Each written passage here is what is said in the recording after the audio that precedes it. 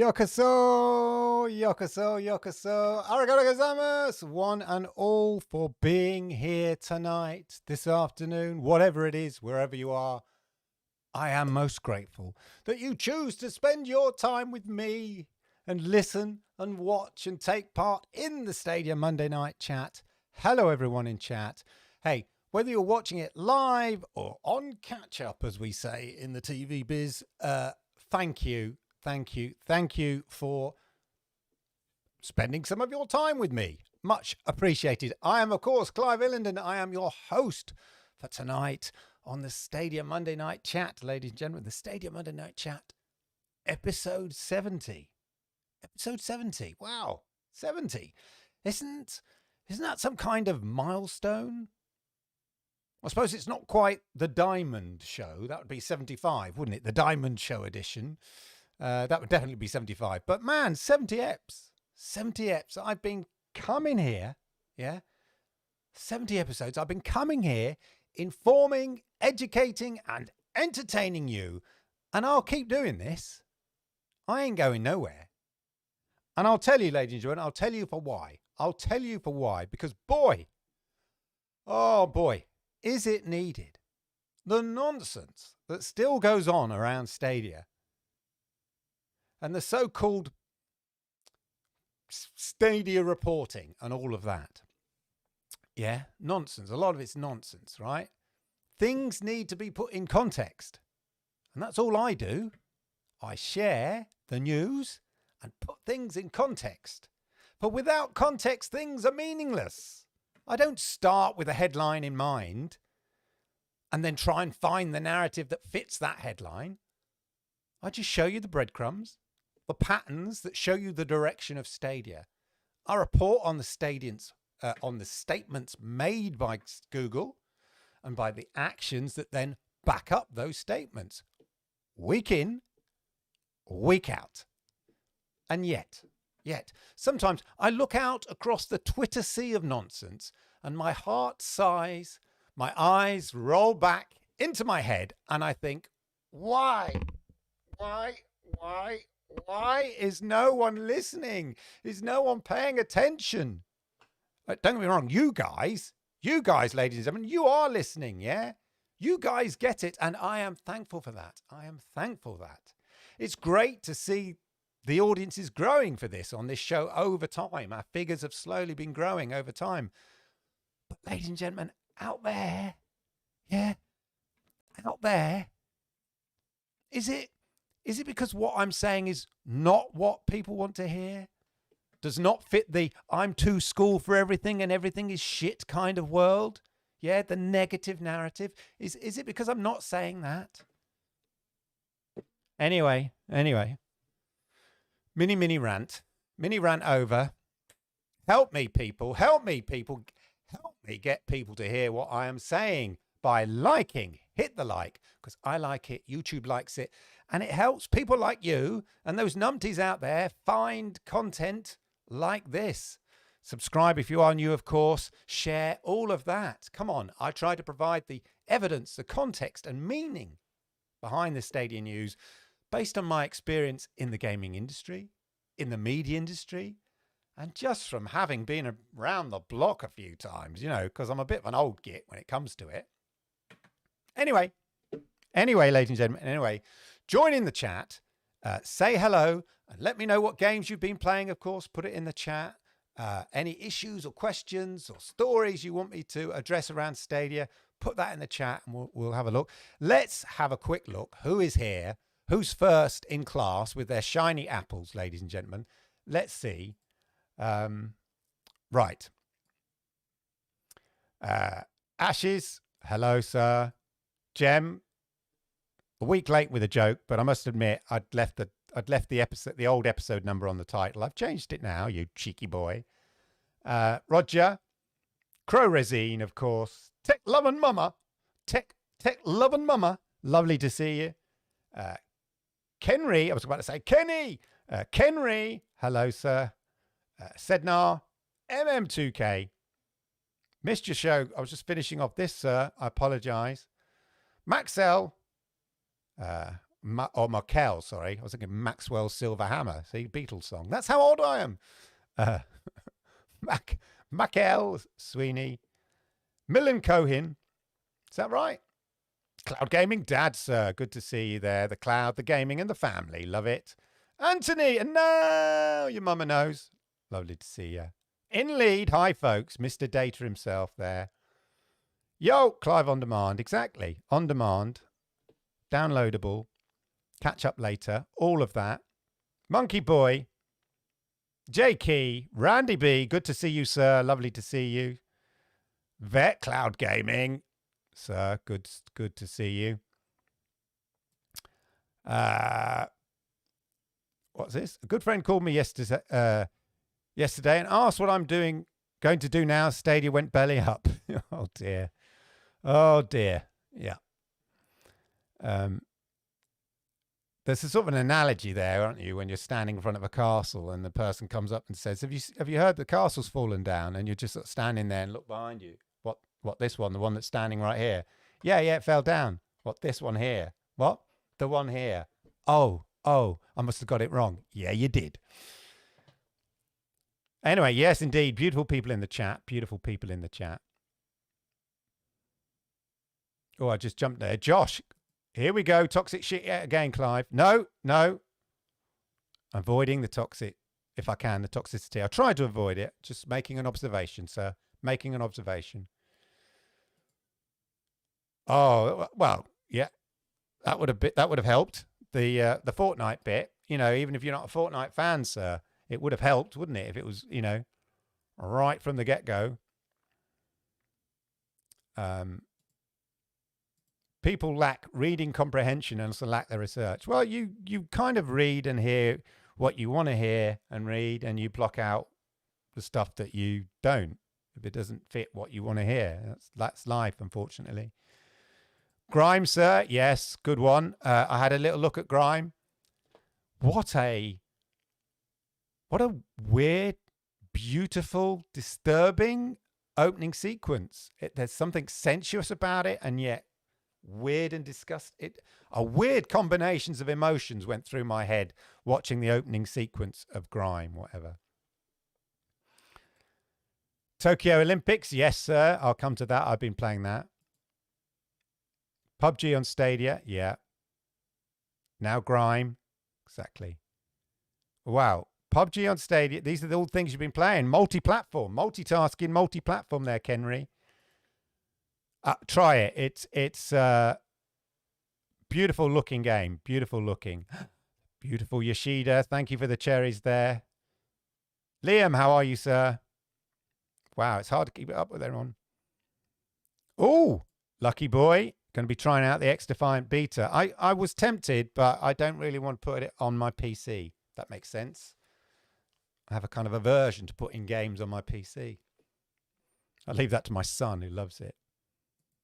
The Living Dead. Indeed, we are, sir. So, yeah, I've been playing the Olympics. Hello in chat. That was really me. Just so thank you for contributing to chat there. We'll come back to you later, ladies and gentlemen. I've been playing with the Olympics. I've had fun with the daughter, playing on the co-op mode with her, and also my wonderful girlfriend, Arigato Yoshida-chan.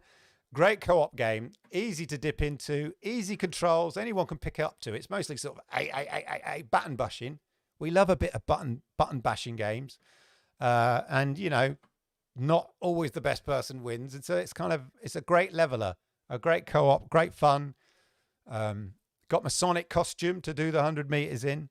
Yeah, very good. Lots of a fun game. I'm not sure whether it's worth 30 odd quid. So, but I had fun over the weekend with it. Definitely fun over the weekend. Good co-op game, as I say. Had a look at Avengers. Anthony, and now your mum knows you'll be pleased. So I took a look at Avengers last night. I'm really digging the story. So I'm doing the campaign, digging the story. It's still early. I'm still not sure whether I'm going to buy it, although that's more about... I mean, it's at a good price now on the sale, so it might be worth it, but it's partly because there are so many goddamn games. I've got such a backlog of games already.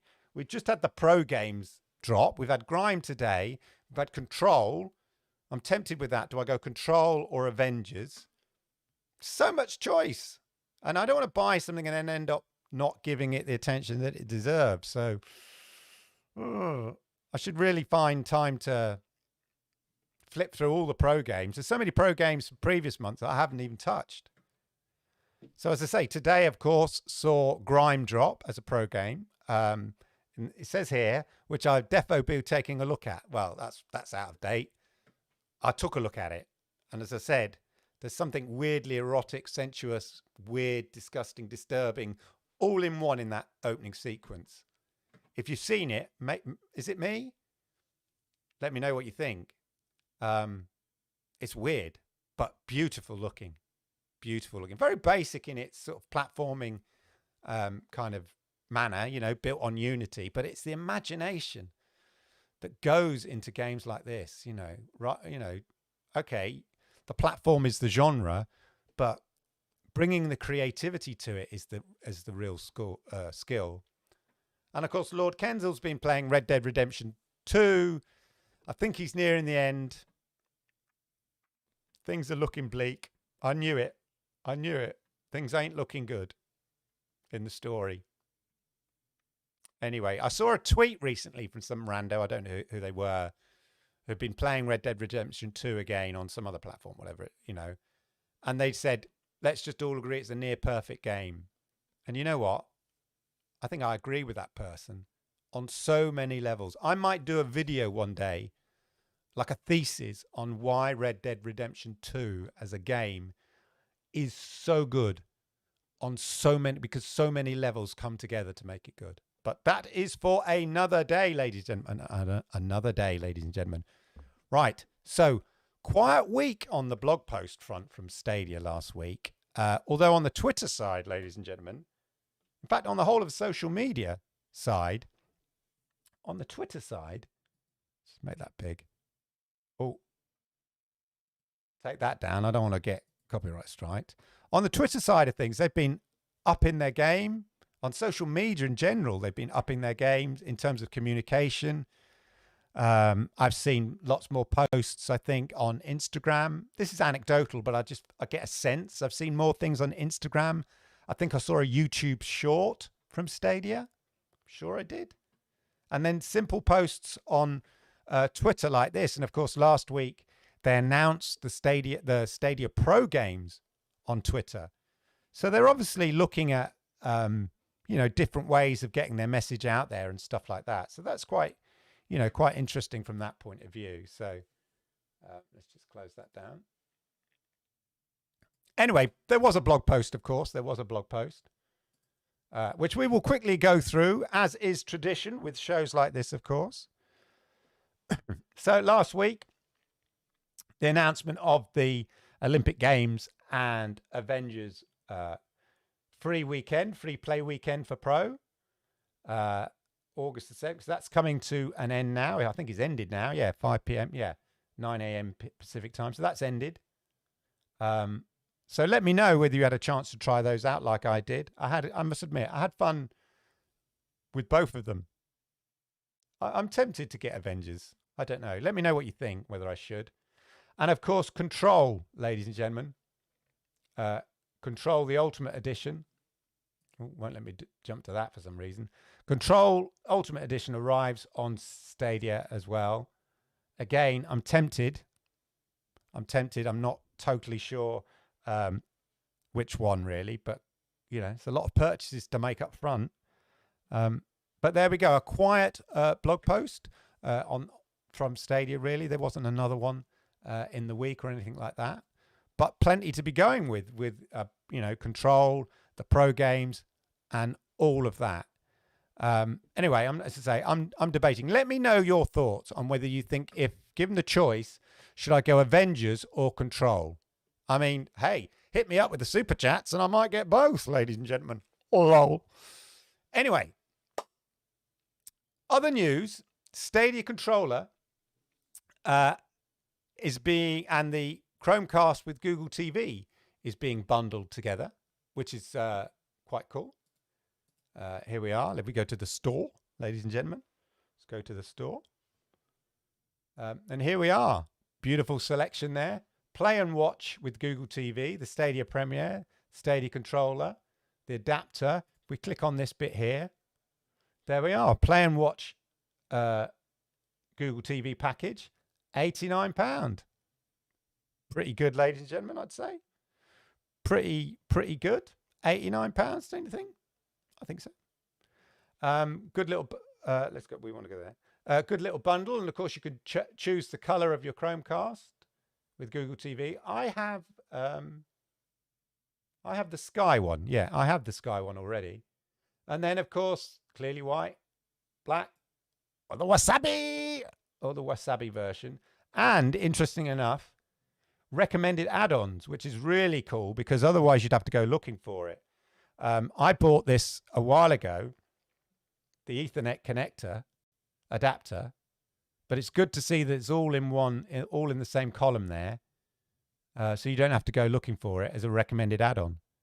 But that's really great to see, as I say, really good to see. A nice little package. It's no surprise. I think a lot of people thought that this is what would be happening. Let's be clear here. I don't think this is a box. It's not going to be boxed like this. It's not like the Premiere Edition. This, I believe, that, it's not like this. It doesn't come in a box like this. It's merely a shopping basket bundle, yeah? So I know, there was some debate, they should do a Stadia bundle like this. And I was saying, no, they shouldn't do. And my point was they shouldn't do a box like this, yeah? They should do a shopping bundle like this, absolutely.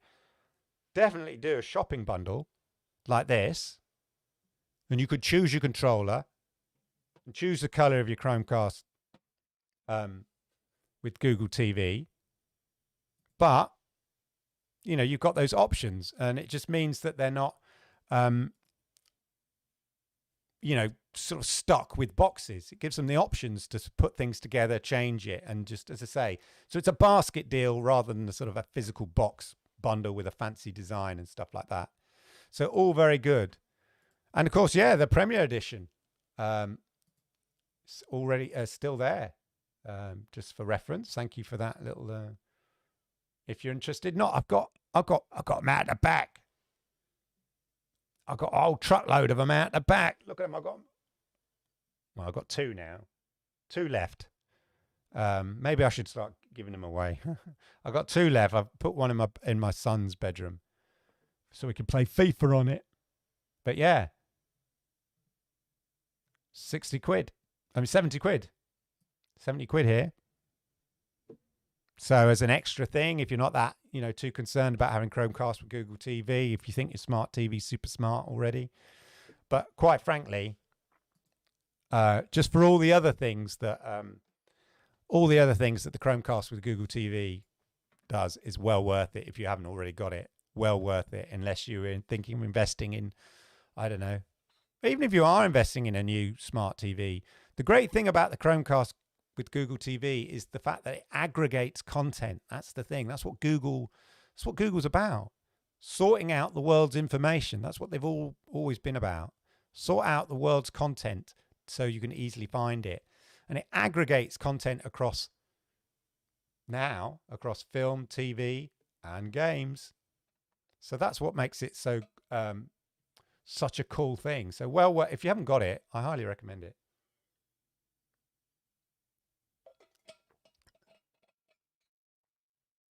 Yeah, pick the bundles. Exactly. I think that's it.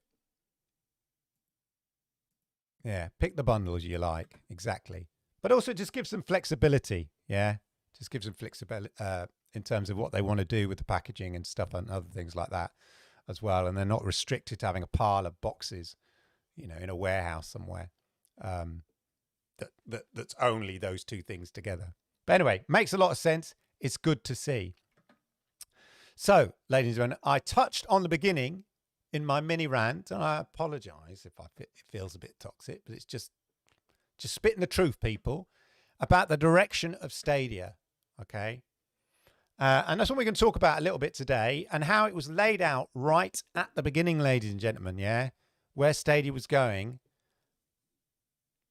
It was laid out right at the beginning. And other than not, no longer creating their own in-house games and channeling all that effort into ensuring big games coming to Stadia, etc., nothing really has changed much from the original plan, the original vision of Stadia. Which is why I don't want to go on about too much about poor reporting around the issue, although I realize later I do go on about it, so I apologize for that later. But remember what I said earlier about following the breadcrumbs, yeah? Following the breadcrumbs. Look at the actions, following the words. Okay, so look at the actions, see if the actions match the words they've said. So in April 2019, we're taking you right back, ladies and gentlemen, right back. Let's go back in time. Yeah, right back. April 2019, just as Stadia as a concept was announced, officially announced to the world in March 2019. And then Phil Harrison started doing the rounds with certain interviews and stuff like that. So back in April 2019, Stadia was officially announced. But before the launch, in an interview with Ars Technica blog, I don't want to say Ars Technica blog because that sounds awful. There was an interview with Phil Harrison, ladies and gentlemen, an interview with Phil Harrison. So this is April 2019. A few other people, Project Storm and stuff, went over this and stuff like that, and Stadia Rev and other things, and MM2K, I think, as well. But anyway, the key thing here talks about the message, and they talk about the business model, or the business models being open to different types of business model.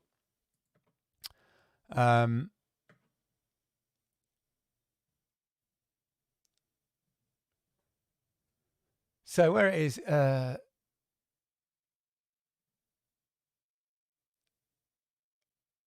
so here it talks here about Phil Harrison's mentioned that our platform at a fundamental level has been architected, yeah, built, in other words, built to support a wide variety of what people called monetization options, yeah? Not just one option, not just a subscription model, not just a storefront,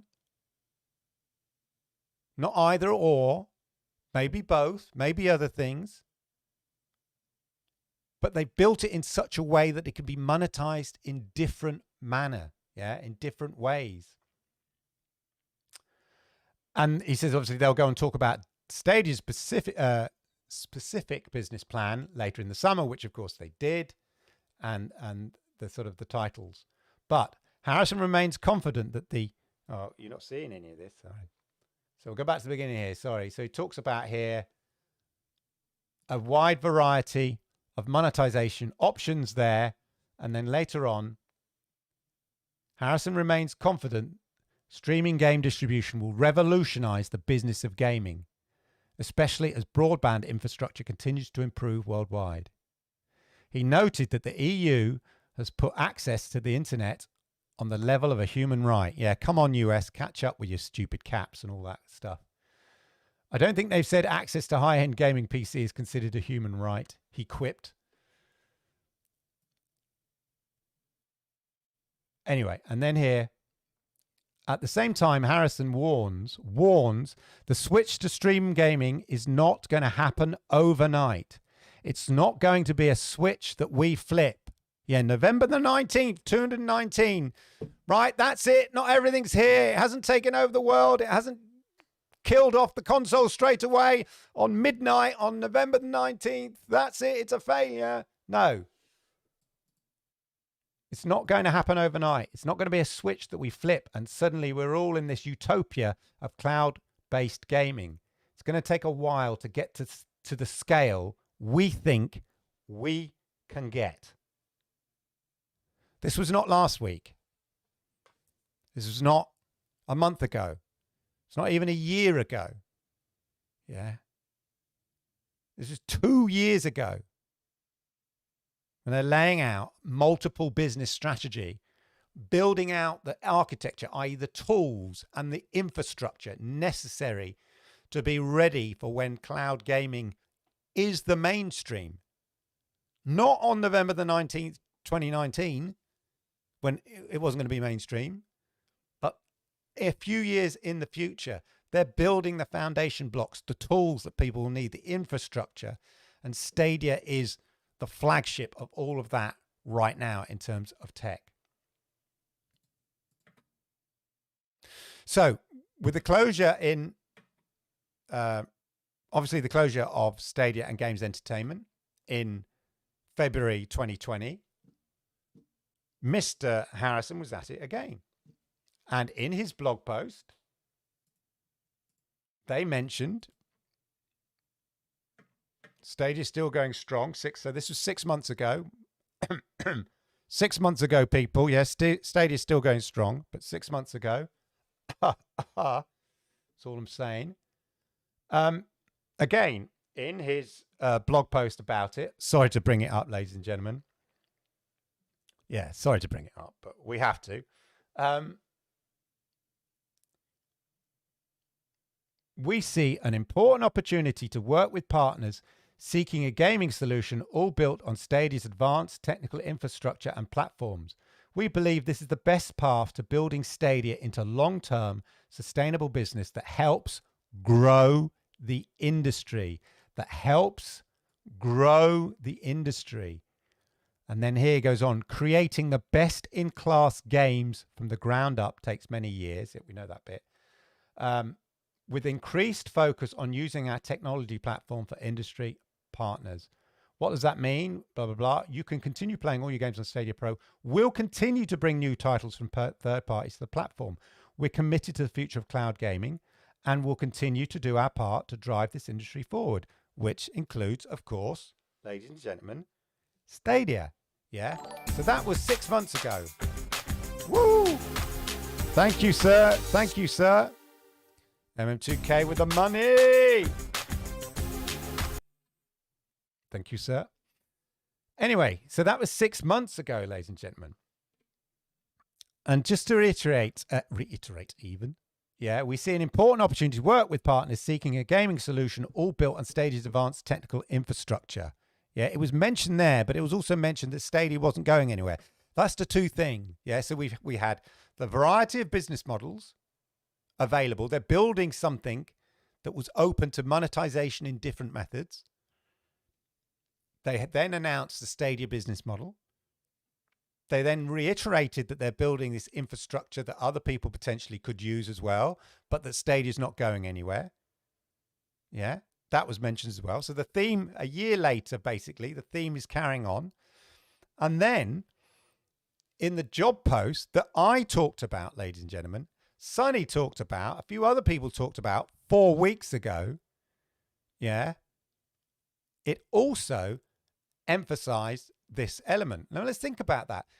This statement they made in February was effectively the current Stadia business strategy. So of course you're going to put that in a job description. Yeah. Every company has their sort of, this is our current business strategy. Of course, you're going to put that in a job description. Why wouldn't you? Yeah.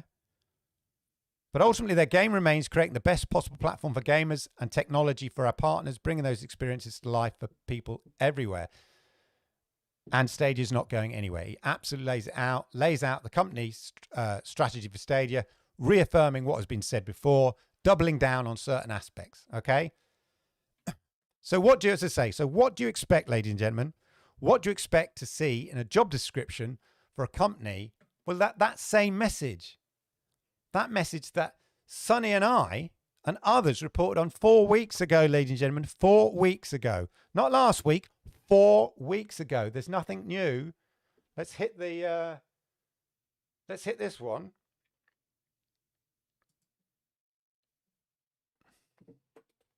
Well, let's hit it. Gonna get an advert probably. In addition to building our own video gaming platform, Stadia. Sorry about the adverts, ladies and gentlemen. How will we survive?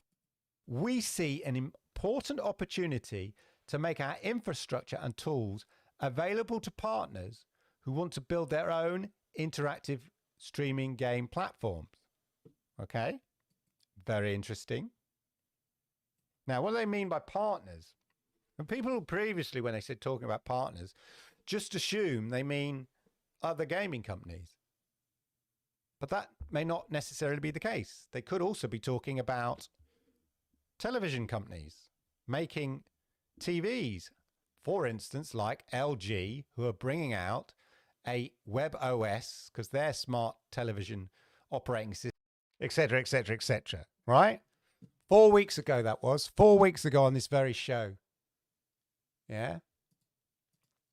And, well, if you don't, if you don't want to listen to me, if you don't watch me, let's go to the king of Stadia content. Yeah. The king of Stadia content. Yeah. We're not worthy, sir. We're not worthy. Building our own video game platform, we see an important opportunity to make our infrastructure and tools available to partners who want to build their own interactive streaming platforms. Our goal is to build a long-term, sustainable business that helps grow the industry across gaming and other interactive streaming applications. And right there, that goes on to further explain what the path for Stadia is going forward. One thing I want to highlight in the very beginning, it said right there, in addition to building our own video game platform. So that's very, very key right there. I want to make sure that I highlight that. But this isn't exactly a secret by any means. But there is a bit of a debate on what... Right. 4 weeks ago, that was Sunny 4 weeks ago. That was me 4 weeks ago. Yeah. Just emphasizing. And it is totally consistent with what they said in April 2019, what they said in February 2020. Obviously, a job description is going to reflect their strategy. Yeah. Stadia ain't going nowhere. So it's just interesting, that they're looking to monetize Stadia. Why wouldn't you? That's the thing, though, ultimately, ladies and gentlemen. Why wouldn't you? If you're building out the tools for the future, that's what, that's effectively what Stadia are doing. They're building the tools for the future of gaming, yeah, the infrastructure of gaming. They want to be best in class. They mentioned it a year ago, yeah. So why do I mention this now?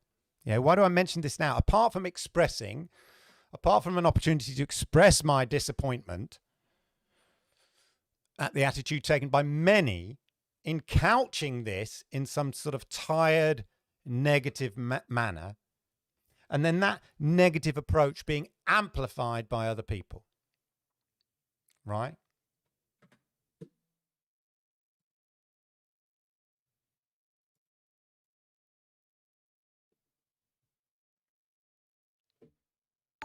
Now. Yay! Arigato gozaimasu! Arigato gozaimasu. Thank you, Dominic, for becoming a member. A shock you member. Thank you very much, sir. Anyway. So, initially, I was a little bit annoyed by Ben Schoon last week at 9 to 5 Google. The reason I'm annoyed slightly is because he amplified the initial sort of twisted take on old news. Yeah. But in doing my research and not just jumping to conclusions, in fairness to him, the 9 to 5 headline is Stadia Future includes, ladies and gentlemen, includes, for those at the back, includes running the back end of other streaming platforms, so the job listing reveals. So see that word, includes. Let me just check the thesaurus. Okay, includes means in addition to, as well as, alongside. Okay, great. So the headline was great. Okay, I haven't got a problem with that. Absolutely fine. Sadly, the bulk of the article questions whether it's an either or. Yeah.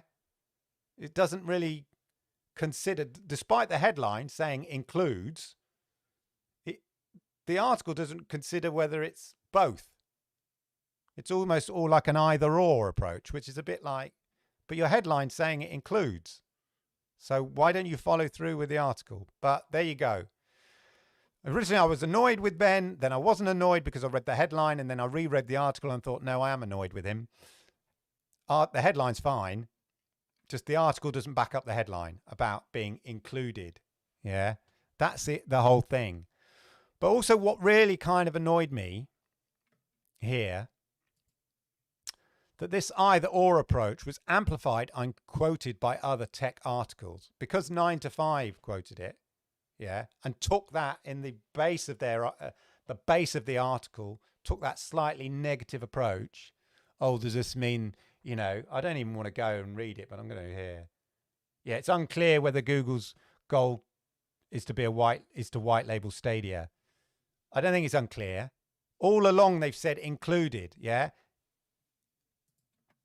So I question, ladies and gentlemen, maybe somebody can help me out here. Maybe somebody's already covered this article, but could you go back and check? This is a shout out to you, the MM2Ks of this world, the Project Storms and stuff. Anybody else? Could you check, did this headline change? Because the headline is good and right and correct. Stadia's future includes running the back end of other streaming platforms. Potentially, that makes sense. Yeah, that's in line with what Stadia have said. The bulk of the article doesn't back that up. So Ben, I'm a little bit disappointed in that. So I'm questioning, did that headline change? Anybody can know, let me know, because the article doesn't seem to have changed if the headline has. Maybe it doesn't.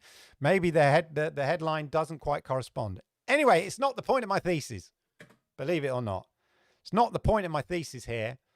I'll save that full double barrel shotgun rant for my channel members. Yeah, like the newly memberized Dominic there. Yeah, I'm going to do an exclusive video for them. Yeah, plug, hit the join button for exclusive content. Anyway, my point, ladies and gentlemen, my point. The thing about Google and the thing about Stadia is always about tech. Google is at first, in its DNA, is a tech company. Yeah, it's a company built by engineers. It's all about pushing what tech can do, where they can go with a tech, and then finding the business model for it. That is sort of the inherent DNA of Google. It's not let's find a business and then create the technology. It's almost like, what can we do with this technology? Oh, right, how can we monetize it? Yeah, the idea wasn't to be a glorified advertising machine, Google search. No, it was, how can we sort the world's information on the internet, on the interwebs? How can we make it easy for people to find that? That was what Google started off as. How can we sort the world's information? Sort and collate, aggregate the world's information so it's easy to find stuff. The business model, well, how are we going to monetize that now, came next. So on a very basic level, it's tech first, business model later. Yeah.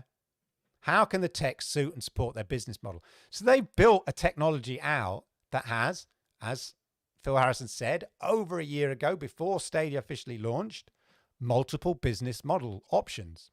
It's all about the tech. Tech first, business model later. It is inevitable that game streaming is the next streaming thing. Anybody who says it's not, right, cannot read history. Yeah. First it was music, then it was films and TV.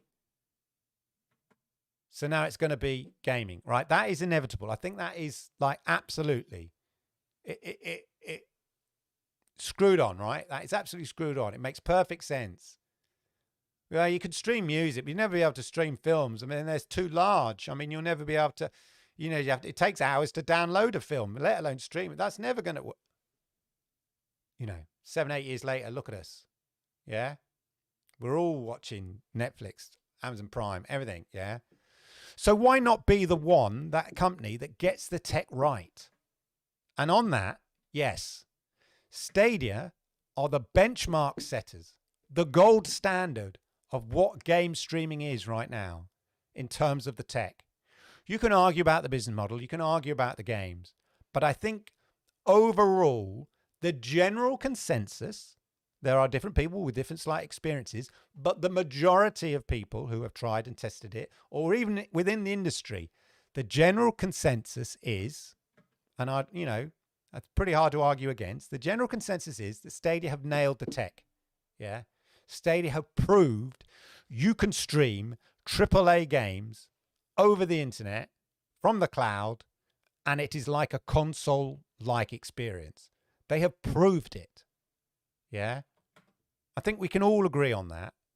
Get that in your head. So forget the business models, forget the lack of games, all that kind of stuff. Just think pure tech.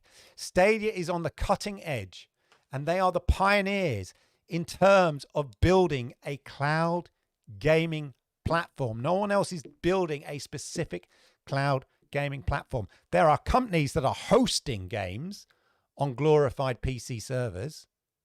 Yeah. And that's fine.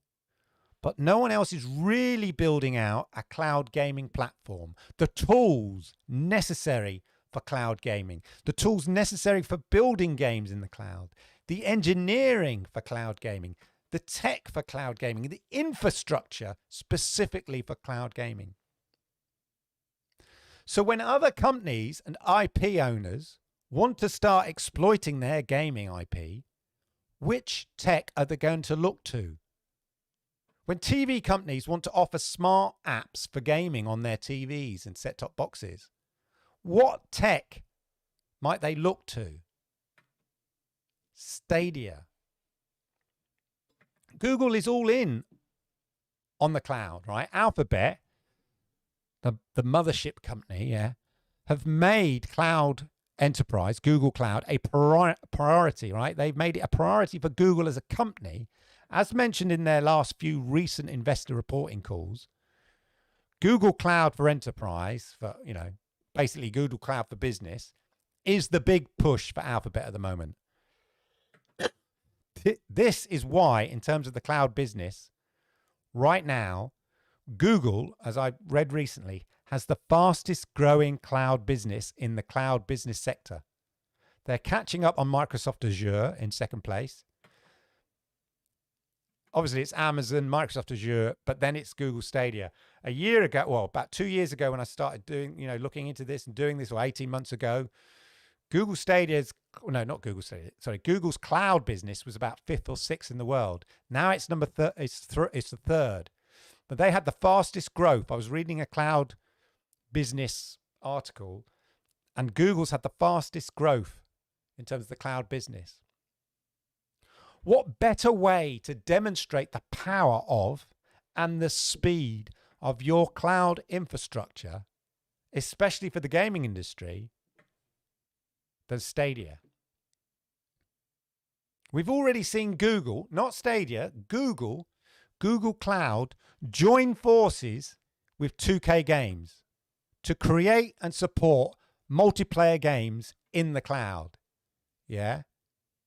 What? 2K Games building tools for other companies with Google? Okay, well that must mean then 2K will be dead in 6 months. Oh, they're licensing out some of their tools and techniques that they've built, running their multiplayer games like Grand Theft Auto and Borderlands 3 and stuff that are, well, it looks like they're licensing out some of that tech and working with Google to build out an infrastructure for people who want to run multiplayer games. That must mean 2K's all over, if you follow the logic of some weird people out there. But this is 2K and Google Cloud, not Stadia. 2K and Google Cloud building out tools to run multiplayer games in the cloud. So come on, people. If you see an industry that has a need, if your industry that you're in has a need and you've developed tools to support that need for your own purposes, hello, cha-ching, cha-ching, dollar signs, dollar signs. If it works really well, why not license it out to other people like 2K are doing? like Google, like Stadia is doing. Yeah? That doesn't mean you stop doing what you're doing. Especially if you're at the forefront and pioneering the tech and infrastructure in a way that no one else is. Stadia is not going anywhere, but onwards and upwards. Stadia being a shop window to the amazing tech, infrastructure, and possibility for the gaming industry and cloud businesses in general. And just a final word on this, ladies and gentlemen, right, about this idea and whether, oh, it's just discovered. We only discovered it last week. Oh, my God, right? A final word on this. Not from me, some guy who does a show every week. Not from Sonny, some guy who has 20,000 sort of Stadia lovers and supporters watching him every week. No. Someone who was there in the room when it happened. Let's give him the last word on this, yeah? Why not?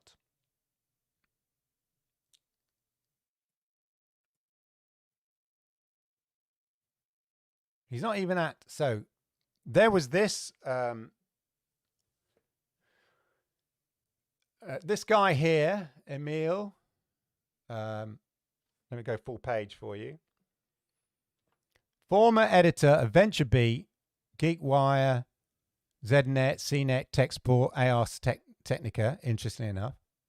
Oh, look. So he is quoting on this article, which quotes 9 to 5, just takes the negative, it amplifies the negativity of 9 to 5 Google, which was already amplifying another negative blog by some random guy who just blogs as a, you know, in his part-time. 9 to 5 amplified that, and then loads of other articles, look here, quoting 9 to 5, amplified that negative kind of approach. Oh, a last-ditch effort to salvage Stadia, giving the team purpose instead of just shutting it all down.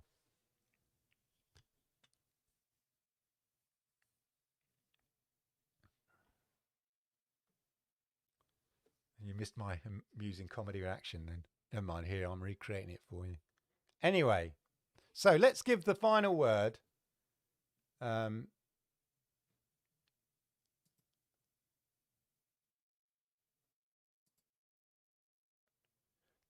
here.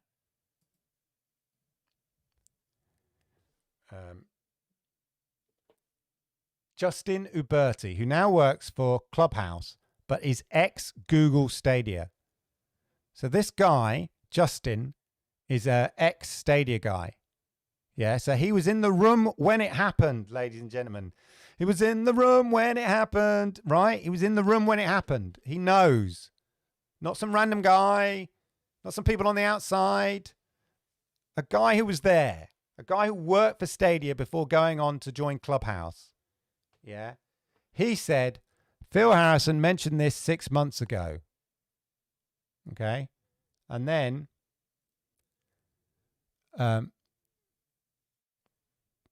someone's saying, oh, well, I didn't know they were shutting down Stadia, which they're not. And then he goes on here to say, no worries. So this is the guy that worked at Stadia. No worries. My comment was intended more for the OP who is jumping to conclusions from somebody who was in the room. Says, you're jumping to conclusions. End of. Right? Ask the man who was there. Jumping to conclusions. That, to me, finalizes it. Okay? Posts like that, a last-ditch effort to salvage Stadia, those that give it a negative a negative twist, and all of that are jumping to conclusions, according to ex-Stadia staff. That's all I'm saying, ladies and gentlemen. Yeah? That's all I'm saying. Yeah? Just like that, ladies and gentlemen.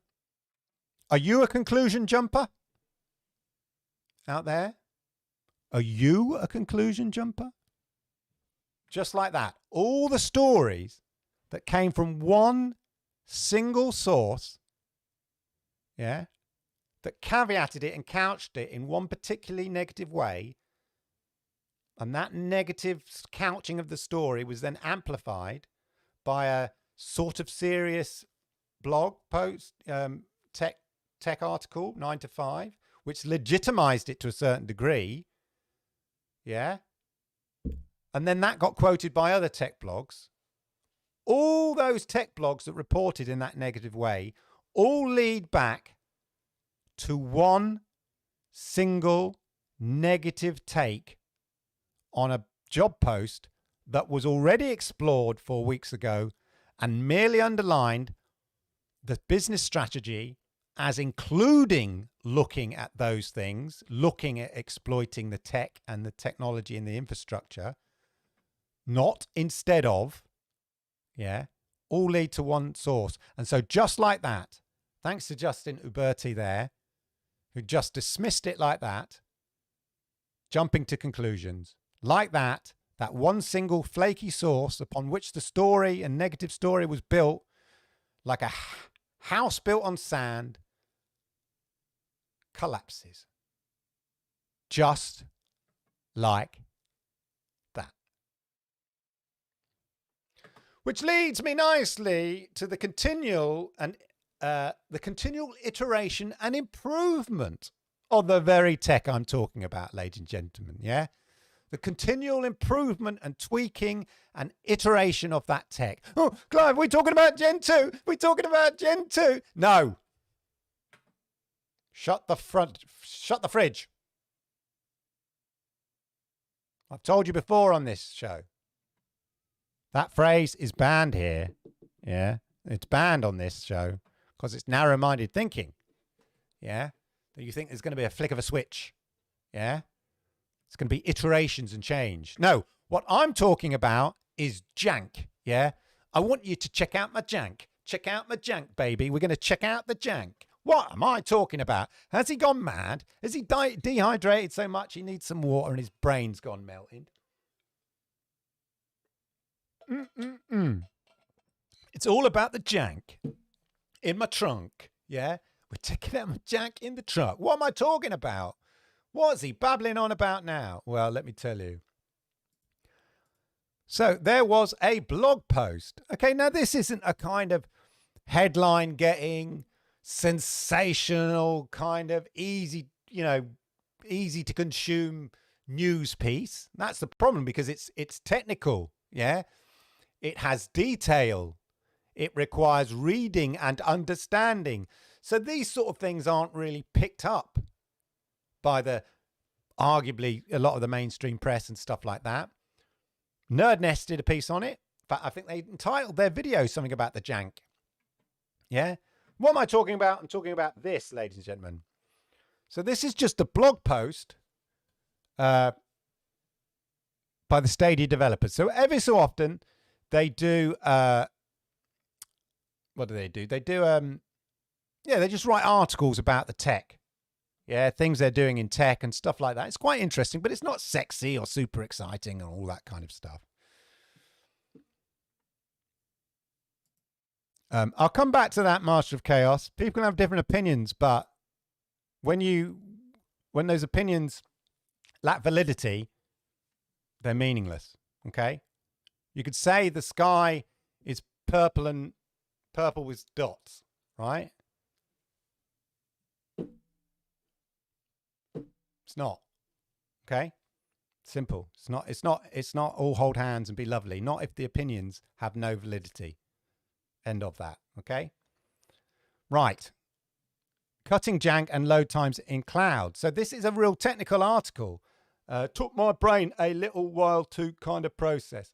But basically it's talking about the pipelines in which to sort of process the graphics and the images and everything to generate the characters in a game, and how if you waited for them to, the pipelines to sort of build the characters out, you'd get this janky. It's called janky. So what they've done here in this top one, let me just show you, is this is Ubisoft. They're talking about janky gameplay due to pipeline cache misses. Okay. Ubisoft worked hard to make their game look great, and that included shipping their game with comprehensive pipeline cache. So this is about storing up images ready to sort of push out the pipe rather than building those images when you need them, because it would take too long. Yeah, it takes far too long. It takes about 100 milliseconds to build a character. And if you've got hundreds of characters, that would be ridiculous. So it's about having those characters already built in the pipeline so that when the game needs them, they just like pop in. They're ready. So what they've done here is in the top one, they've sort of switched off that pipeline. And so you get that kind of staggery effect. And then at the bottom, they show what happens by using these pipeline caches of having the graphics and images already made.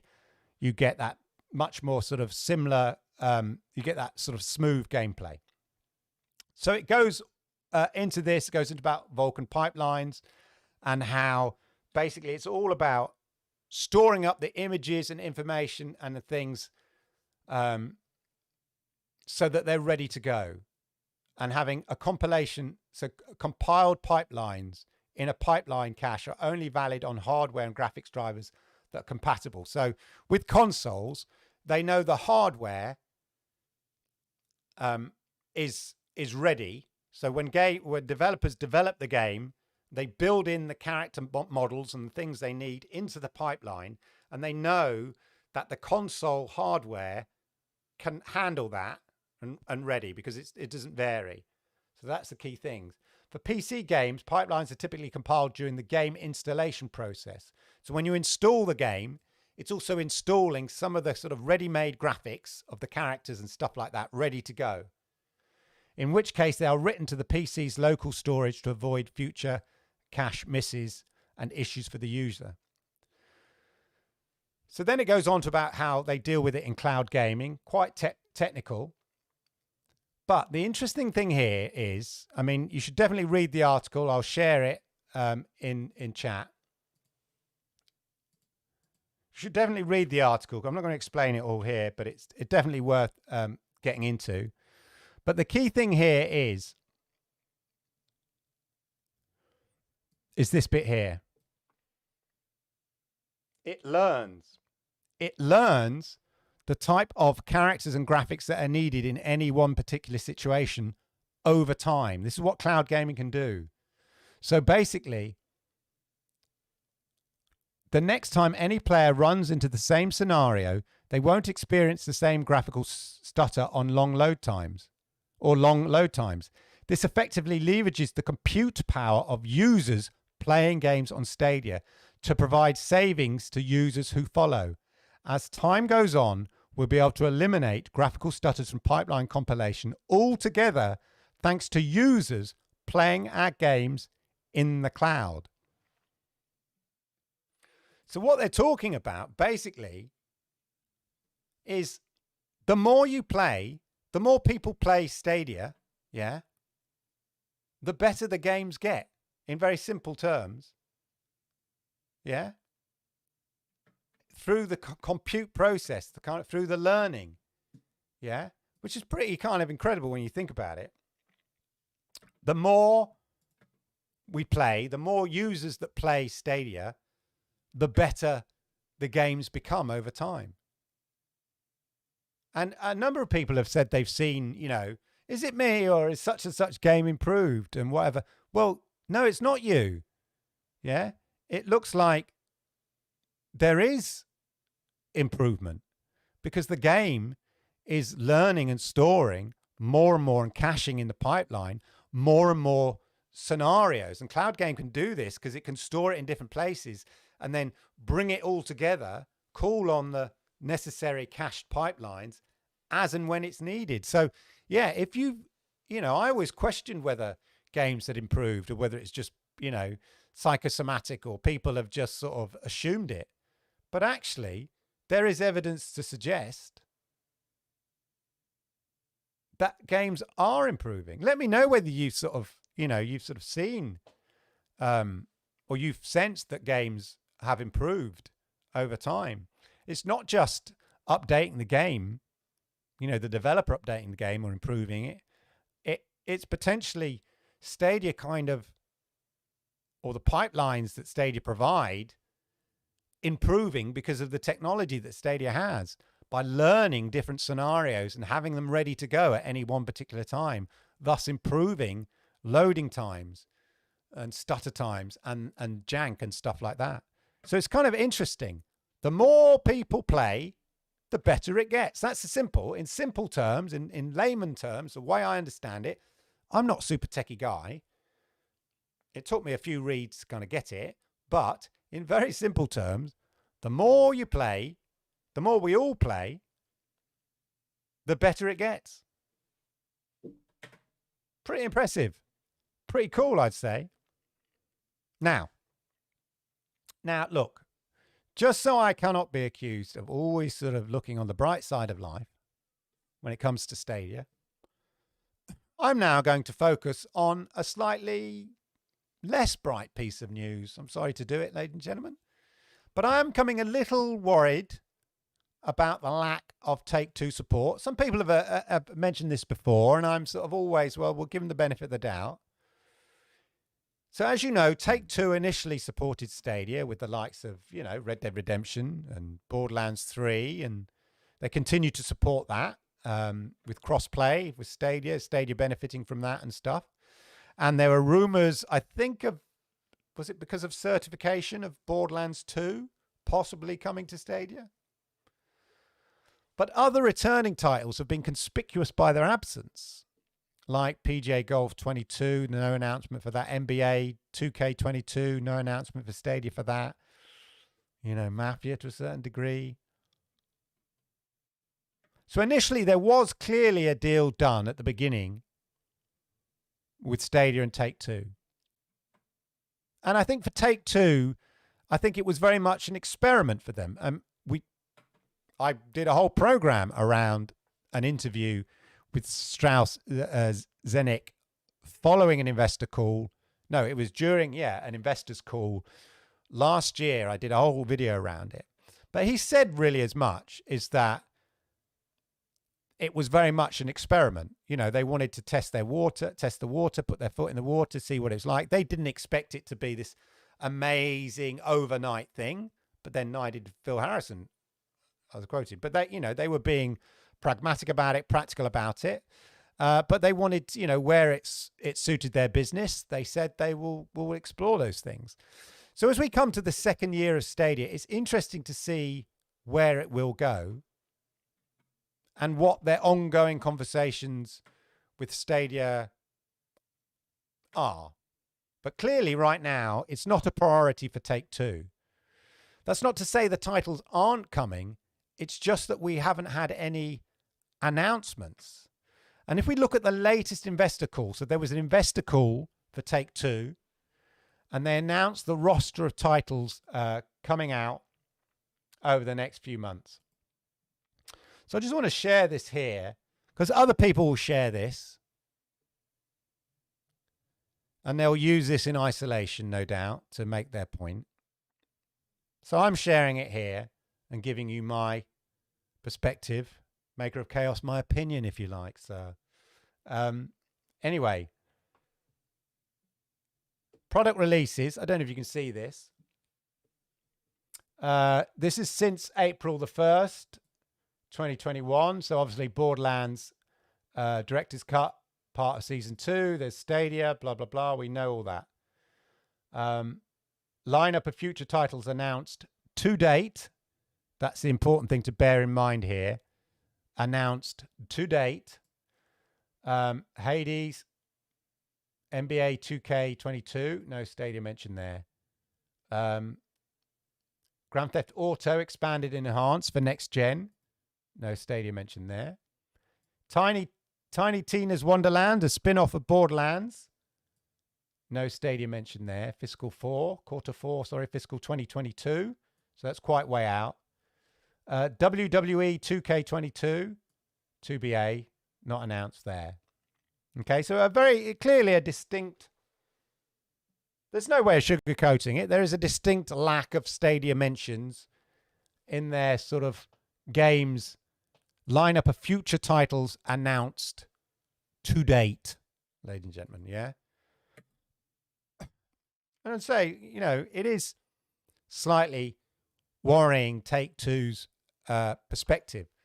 But let's just caveat and emphasize that bit, announced to date. That's not definitively saying they ain't coming. These are just the things that have been announced to date. And, your PlayStation 5s, your Xbox Ones, your PCs, they're shoo-ins, right, at the beginning before you even start programming. Yeah. So it's not the end of the world for Stadia. I'm not saying that. It's not, oh, that's it, end of Stadia, any of that nonsense, right? But it is one to watch and keep an eye out. As I say, Strauss-Zelnick said over a year ago, in terms of Stadia and cloud gaming or any other sort of business, new business or new business structure or anything like that, they'll do it when it makes sense to them. Right now, it may not make sense. Stadia may not make sense to them. In the same way, and let's be very clear here, Xbox Games Pass and the subscription, all-you-can-eat subscription model is not something that makes total sense to them. They've said as much. He said as much, as I say, over a year ago. He wasn't totally convinced about an all-you-can-eat subscription model being the way forward. Maybe for back catalogue titles, yeah, but new releases, he didn't see how it stacks up. So let's just say that's the way Take-Two see it. Of course, on the flip side, to counter that, and that's the important thing, this is about the context and giving you the full picture. Plenty of other publishers see it completely different. Capcom, Sega, Ubisoft, EA. So don't let anyone try to convince you otherwise, as that would just be dumb. What's the difference between Take-Two and Ubisoft? Yeah? They're both mega publishers. One is all in on Stadia, and the other clearly less so. But they equally have a valid approach. They have their own business approach. So, yeah, Take-Two is just one publisher. So just don't, although I'm mentioning it here, don't go running with that when there are clearly other publishers who take a completely different perspective to cloud gaming in general. Yeah, you can't take one publisher's approach in isolation. But let's just watch this space, Take-Two games and Stadia. Let's see if there is anything that comes down the pipeline there. Let me know what you think. But I just thought I would, raise it. It's just Take-Two and their approach. But I say there's plenty of other publishers. You've got to balance it off rather than just focusing on that element. It's just interesting. If Mafia turns up and NBA 2K22 gets announced later down the line, we just know that Take-Two have a very sort of aggressive business target approach, and I don't think they like making bets in a or flutters, as it were. Yeah, I just think that they have you get an impression from Strauss-Zelnick, a very aggressive sort of profit target margin, and that sort of takes steers you away from risk and new opportunities, or means that you have a wait and see approach. And I think Take-Two's approach is wait and see. Ubisoft's approach is, no mate, we've seen. We work with Google on Project Stream. We've seen it works. We're all in. This is the future. We've seen it. We're convinced. We're all in. Yeah. Other ones, again, and all the other publishers are sort of in the middle. Yeah. Somewhere between those 2 points. Ubisoft all in. Take-Two, well, we'll think about it. Yeah. And everybody else is sort of on the spectrum between those two. So that's the way to look at it anyway. So there we go. I just thought I'd mention that. It's the last. I'm just squeezing it in at the end there because I just happened to read that they posted their investor call recently, and I just thought loads of people are going to be jumping on that and just focusing on one aspect, not giving a larger picture. So there we go. So there we go, ladies and gentlemen.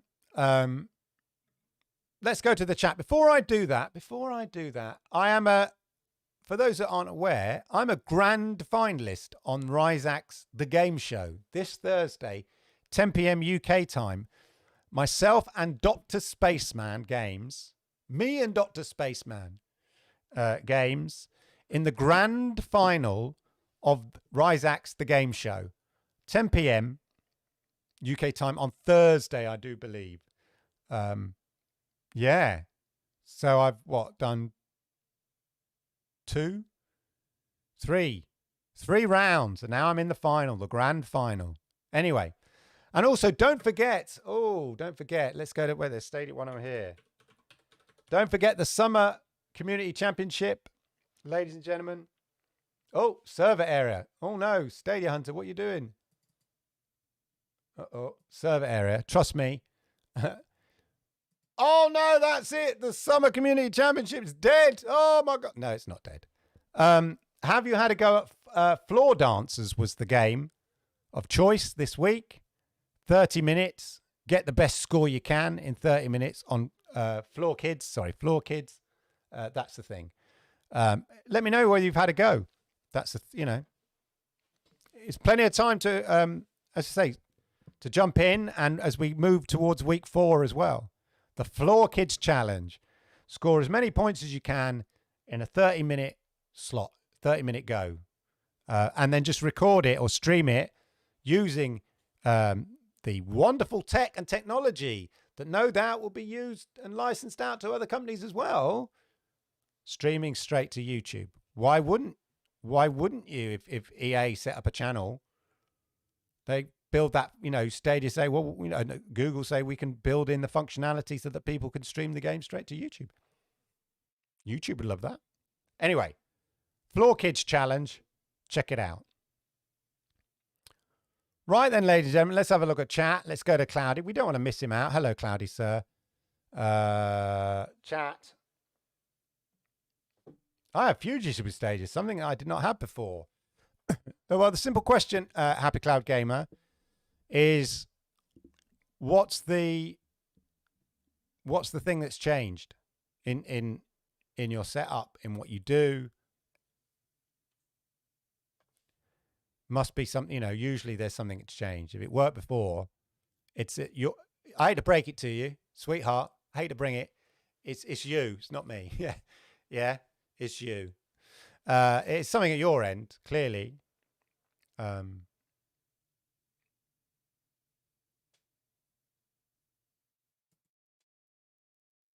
Good for you, sir. Good for you. I play on the cloud on Wi-Fi. No, I play wired, sir. Although I was testing out and doing a review of the Game Sir controller, X2 Game Sir USB-C controller, because I've got a Pixel, so I wanted the USB-C connection there, not Bluetooth. They do a Bluetooth model. But I'm testing out this, and I use Wi-Fi for that. It works flawlessly. On the phone, it's fine. But yeah, right. There's lots of things in chat I've got to catch up with. Apologies while you've all been chatting away. Mic drop, of course. I don't know even what I was saying. Astro 124. It is. I mean, I think those in the know. No. Yeah. No, it's fine if people aren't, your general gamer and all that kind of stuff aren't ready for it. Don't think, it's much cop. But tech-wise, those that tried it know it works. No worry, Mr. Torres. You can rewind. Played Olympics, then bought it. Good, sir.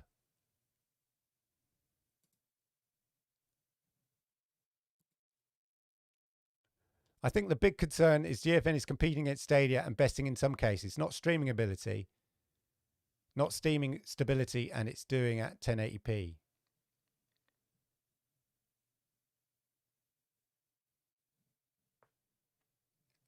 Interesting.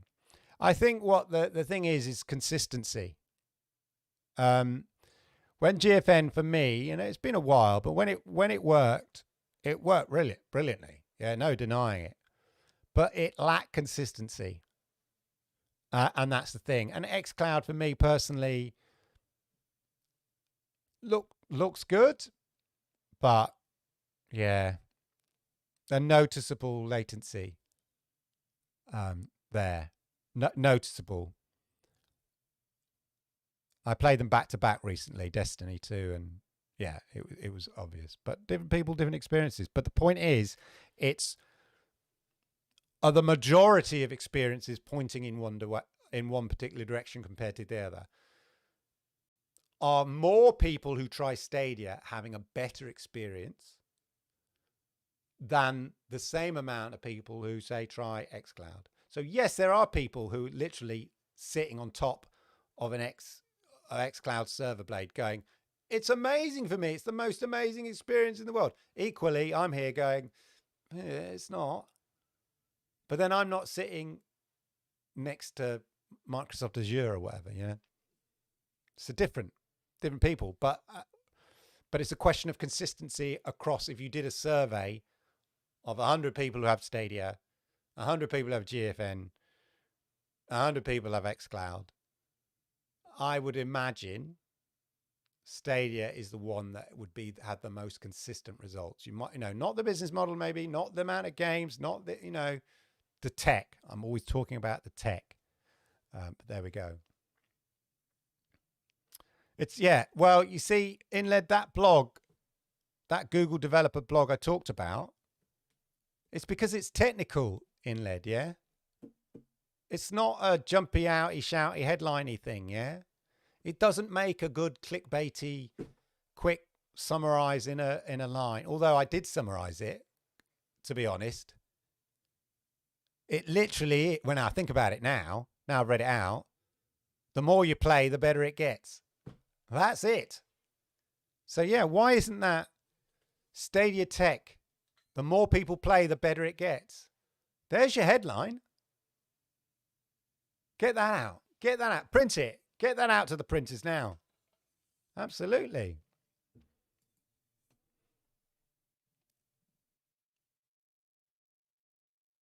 I think when it comes to experiences, so there's a difference between opinions and experiences, and I think experiences, when you say, in my opinion, my xCloud plays better than it does on Stadia, or my Stadia plays better than it does on xCloud, I'm not sure that's an opinion. That's an experience. So I think you would say, in my experience, plus you're stating a fact, you're stating that you've done a test, yeah, not like a lot of people. Oh, Stadia doesn't work. Have you tried it? Oh, no. Yeah. In my experience, X works better than Y. That's fine. If you've done the testing and in your experience, that is what your feedback, I think that's slightly different than an opinion. Yeah, because you're expressing what you saw with your own eyes. So that's based on your experience. So I would say, just being semantic here, yes, people's experiences can be different. But I'm making a distinction between what is an opinion, what is fact, well, what is an opinion and what is an experience, yeah? So yeah, people's different experiences.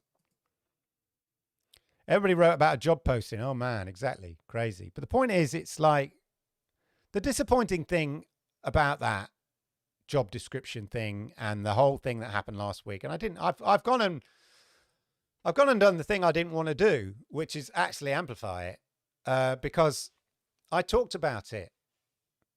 That's the frustrating thing. I think I was frustrated. I talked about it 4 weeks ago. Why wasn't people spinning and jumping and amplifying what I was saying? Yeah. Sonny talked about it 4 weeks ago. Oh, looks like they're trying to do this alongside. Why wouldn't you? If you built out the tech for your own product and it works really well, and you know other companies are desperate potentially or are looking for solutions, and it costs millions to build that solution, why wouldn't you go to the company that has a proven working solution? That is normal. Hey!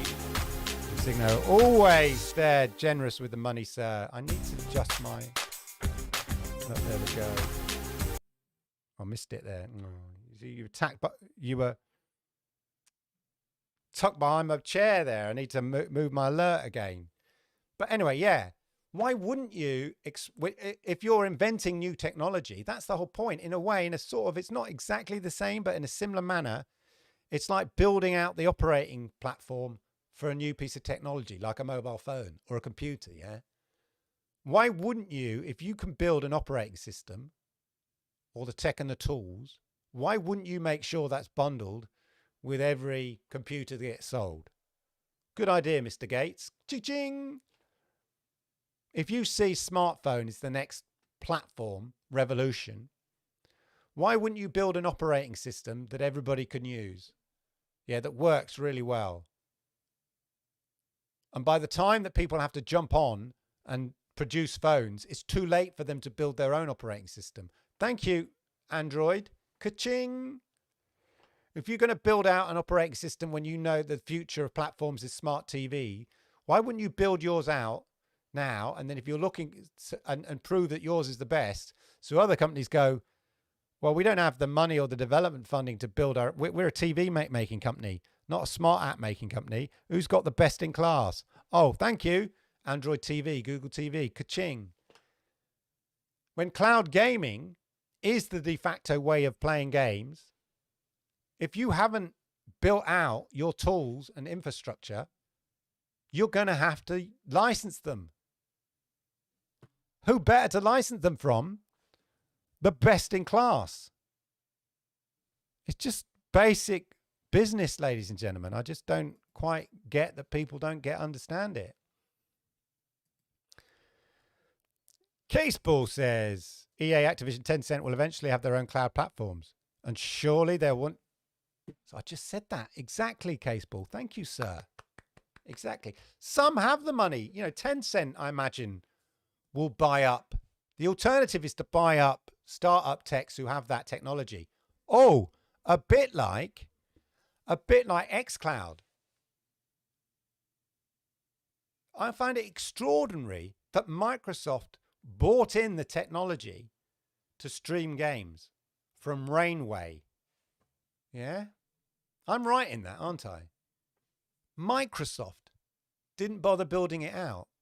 And I'll tell you why, my theory, my opinion, I'm going to just couch it as an opinion, because they didn't have time.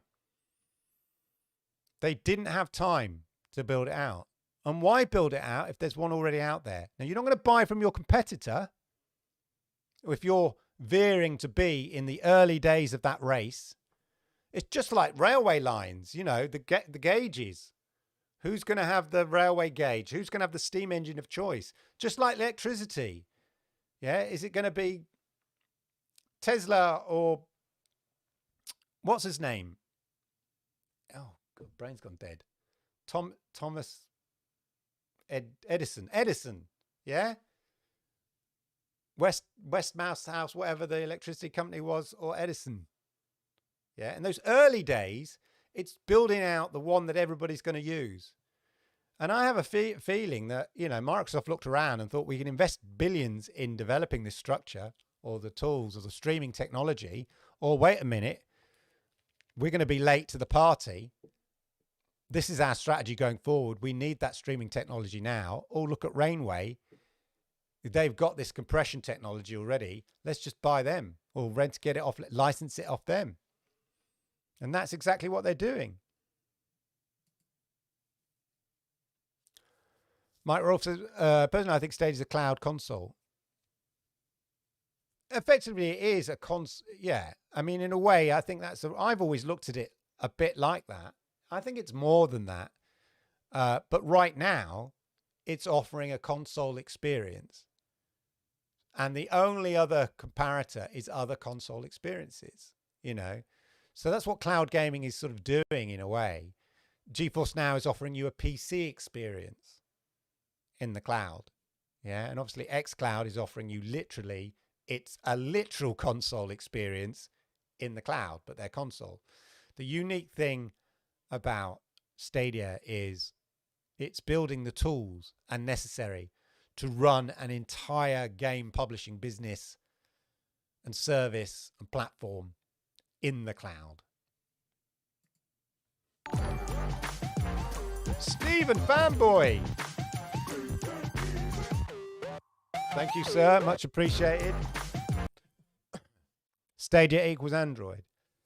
Exactly. That's my point, Roger. I don't think it's an exact analogy, but I think there are similarities. I certainly think, I definitely think that in terms of smart TV, Google are making a massive play to effectively be the Android. Well, it is Android TV, isn't it? But it's now Google TV. But to be the platform of choice, the dominant platform, in the same way that Android is. You know, there's there's iOS behind a wall, a paid wall, and then there's Android. And in terms of smart TV technology, you either build out your own apps, like LG, who are building a Stadia app specifically, or you just get it off the shelf, like Sony, TCL, and others. And you just say, oh, we'll use Google TV. And Google TV have made their platform so enticing that it makes sense. If you're a smart TV company, you use their smart TV tech. It's the operation system. Pixel phones versus Samsung, exactly. It's interesting because I noticed Samsung are working closely with Google on the sort of operating system, the phones, because I think Samsung have realized actually our operating system, our Tizen operating system, and things like that isn't that good, and Google have got it. Why don't we work with them together? It will benefit our phones. It will help us compete against Apple. Let's work together on the operating system, which is effectively what they're doing. And the new Google Galaxy smartwatches, which used to rely on Tizen as their operating system, they've totally abandoned that now, and now they're operating with Wear OS. If you can't beat them, you go with the best in class. And arguably the best in class is the Apple Watch. But Apple aren't going to license out their tech. Google are. So there we go. If you want a console in the cloud, there's 3. Stadia. And if you want a PC, you get GFN. No, there's Stadia. Yeah. No, I think in a simplistic way, that's how to see it. Stadia is a console in the sky. xCloud like I said, is literally a console in the sky, but it's very much run because they know the tech's not there. They don't necessarily want it to be there too much for it to be a standalone system. It's not consistent enough. As we've seen in the chat, there's plenty of people having a wonderful experience, but it's not consistent enough to be a standalone system, but it's probably acceptable enough to be a side option, a side serving to your main Xbox Series S X experience, which is fair enough. But definitely, and Luna to a certain degree is just a glorified PC, albeit on, Amazon Cloud, Amazon AWS. It is effectively a glorified Windows PC in the sky. But GeForce Now is the most PC gaming like, which is why it doesn't appeal to me. Yeah, I'm not a PC gamer. All the games on there, well, not all the games. That's ridiculous, Clive. You're sounding like a random guy now. A lot of the games on GeForce Now, although there's hundreds of them, they have no interest to me because they are sort of PC focused games. And I've grown up as a console boy. Yeah, an Xbox kind of guy. And I know lots of those games are, Halo and whatever, but they're kind of built with a console in mind. And so I like those kind of games. So there's loads of stuff, strategy games is what, just, it doesn't interest me. Too fiddly. I'm not interested in fiddling with my settings and all that kind of stuff. I want a game just to play. Turn my console on or whatever it is and play. And Stadia gives me that. Xbox used to give me that. Now I happen to be fully invested in Stadia. And yeah, my Xbox collects dust, other than when my kids play Minecraft on it, or my son obviously plays Call of Duty and all those things on it, but they're less interested in Stadia apart from FIFA 22. FIFA 22 shows alone that Stadia is a console. It's got the power. Yeah, I'm not knocking GeForce Now. I think there is a massive, there is a massive demand for it. There is a massive, my son is a PC gamer. And he plays quite a lot of games on the PC, on this PC. I don't like downloading games on my PC, but he'll download games on this PC. That's why I'm getting another PC. So he can have this one, and I have my own one that isn't polluted with PC games. That's how I look at it. I'm a right snob. Don't you pollute my PC with PC games, sir. Get them off.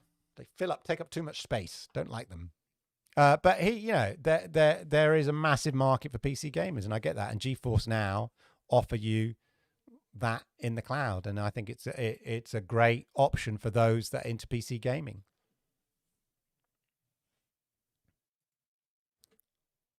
I must admit, the amount of games I never had this amount of games on console that I have now. I certainly didn't buy as many games. I know. Even when I think, actually, yeah, because when I had Xbox Games Pass, it probably didn't have as many games as I have now. And certainly not, I wasn't that interested in as many. Well, I'm more interested in the amount. I don't play all the Stadia games, but I'm more interested. I mean, God, it's a bit tongue twister here. I'm interested in more games within my Stadia library than I was in Games Pass when I had Games Pass. Although I was obsessed with just one or two games when I had when I played on the Xbox. Sea of Thieves, Overwatch, Minecraft, PUBG. PUBG's left. Pro. Oh my God. All the major cloud platforms have something for everyone with a low barrier to entry. They'll all be fine. Exactly. The Switch, Nintendo Switch, plays games at 720p. Yeah, apparently that's meant to be awful. Apparently you can't play a game unless it's 4K, 120 frames per second, right? Tell that to Nintendo Switch. They're doing just fine because there's a market for the type of games that are developed for the Switch. Yeah, there's a massive market for it. Switch is testament to that. Different people want different gaming experiences, and that's fine. Yeah. Yeah, the Nintendo Switch is one of the most successful consoles in the world. 720p. But the people are fine with that because of the IP that comes with it. The Marios, the Zeldas, the Metroid Prime, all those sort of things. Yeah, the Animal Crossing. Different, different strokes for different folks.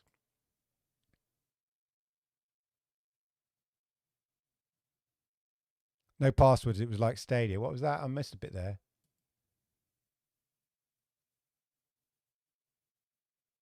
Yeah. I think in the pilot, yeah. Yeah, I don't like all the signing in stuff and the Steam library stuff. But then I'm not a PC gamer. Sorry, but that's fine. That's the thing. They have awesome first party games. My kids absolutely love it. They still play. They play Mario Kart when they're not here. When they're at the mum's, they play Mario Kart. Love it. Yeah. In fact, they got me to dig out. I'll tell you how good Nintendo games are. They got me to dig out my Wii, the Wii. It's not been used in probably 3-4 years. They got me to dig out the Wii and the Wii board. the Wii Balance Board. And we all did Wii Fit last week.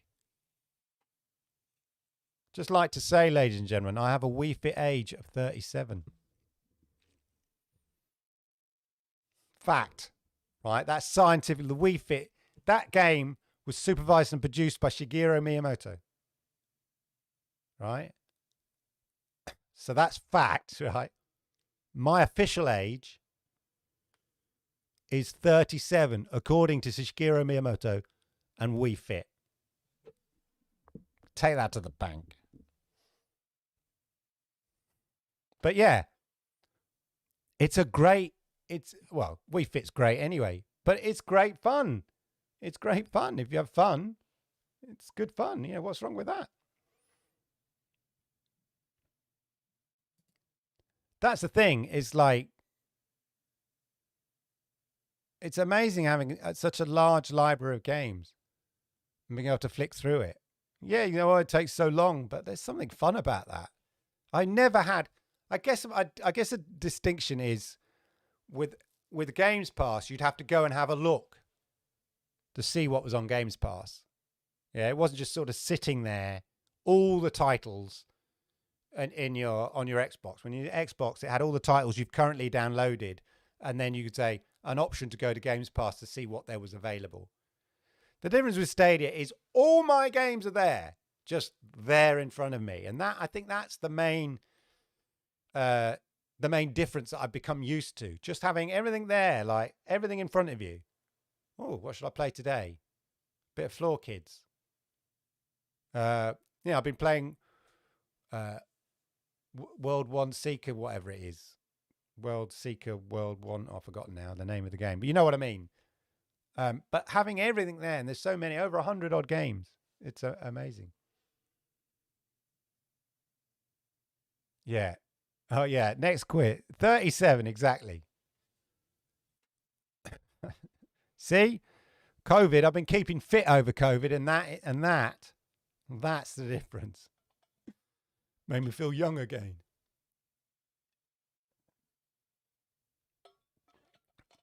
Yeah, so warning, don't get out the Wii Fit unless you've been keeping fit. You might just, it might end up crying in the corner. That's all I'm going to say, ladies and gentlemen. Folders, that sounds a bit PC like, Roger. Having folders, that's far too organised. Yeah, definitely. They need a bit. I'm joking. They need a better way of organising. I'm not sure folders sounds a bit like a Windows PC, but definitely a sort of a category way or quick search. I guess they just think you're going to go play Borderlands 3, and it just happens. I'm holding my Chromecast with Google TV remote. That's the mime. I could just say it to Google, but you know. But yeah. Anyway, there we go. Well, there we go, ladies and gentlemen. Wow, is that the time already? I've been whiffling and waffling. I do apologise. Oh my God. I hope you enjoyed that show. That was a long one, wasn't it? A lot of whiffle waffle. A lot of interesting things. A lot of definitely a sorting option, Roger. A lot of opinions shared. I hope you enjoyed that. I hope you had an interesting time. Once again, thank you for spending your time with me. Thank you for popping in. Thank you for watching later if you're watching this later. Really, really appreciate it. Have a wonderful, wonderful rest of the week. Let's see what news doth Stadia bring tomorrow or over the week. Have a good one, and I'll see you around all. Hey, as I say, let's do this again. Same time, same place next week. Thank you, my friends. Goodbye.